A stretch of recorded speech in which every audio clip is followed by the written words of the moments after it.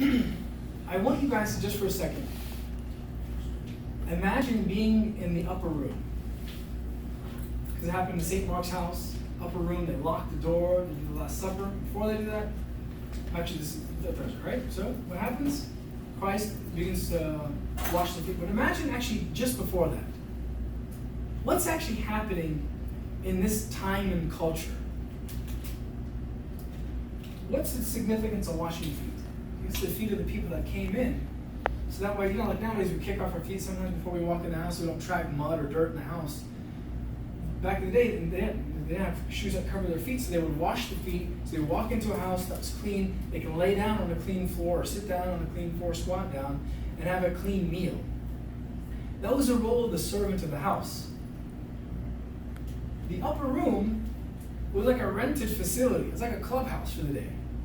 So there wasn't like a designated servant of that house.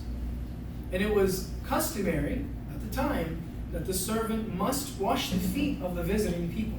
That was just custom. That's what had to happen before they partook of the meal. So you can imagine what's happening at this point. Everyone's getting hungry. I get hangry when I'm ready to eat.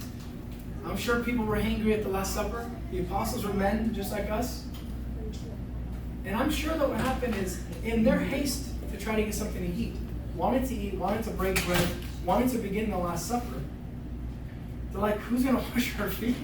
We don't have a servant here. I'm not doing it because, I'm like an apostle of God. I mean, I'm like the man. And you just, like a couple of days before, they were having an argument on who is the greatest among the apostles.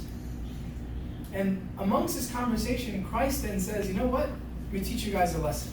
And that's, as you see, he takes his outer garment off, he takes a towel, wraps it around his waist, and sits down. And what happens immediately? Everyone kind of panics. Oh, Jesus, what are you doing? No, let me take care of it. Let me do that. But he's like, of course we know the story that goes on from here.